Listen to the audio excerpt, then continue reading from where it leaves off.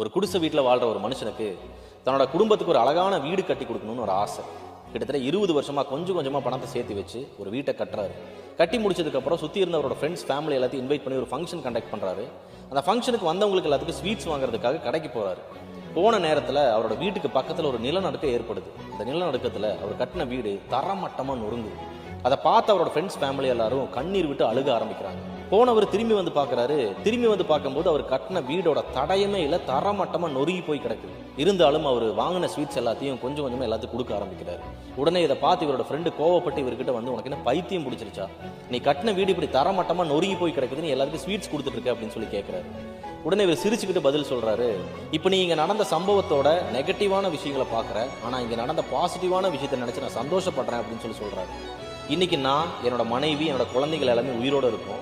இதே சம்பவம் நாளைக்கு நடந்திருந்ததுன்னா எங்க யாரையுமே நீ உயிரோட பார்த்துருக்க முடியாது அப்படின்னு சொல்லி சொல்றேன்.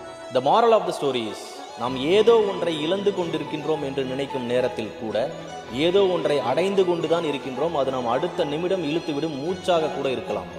Everything is happening for a reason. Be positive. ஒரு குடிசை வீட்டில் வாழ்ற ஒரு மனுஷனுக்கு தன்னோட குடும்பத்துக்கு ஒரு அழகான வீடு கட்டி கொடுக்கணும்னு ஒரு ஆசை.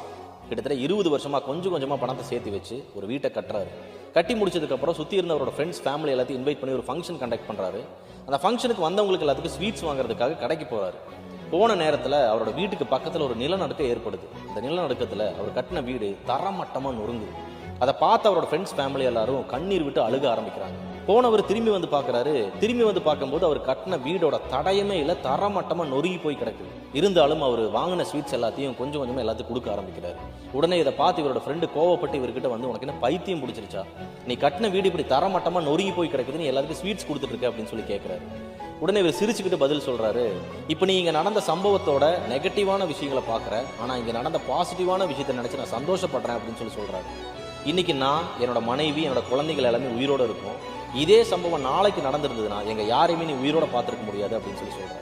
த moral of the story is, நாம் ஏதோ ஒன்றை இழந்து கொண்டிருக்கின்றோம் என்று நினைக்கும் நேரத்தில் கூட ஏதோ ஒன்றை அடைந்து கொண்டுதான் இருக்கின்றோம். அது நாம் அடுத்த நிமிடம் இழுத்துவிடும் மூச்சாக கூட இருக்கலாம்.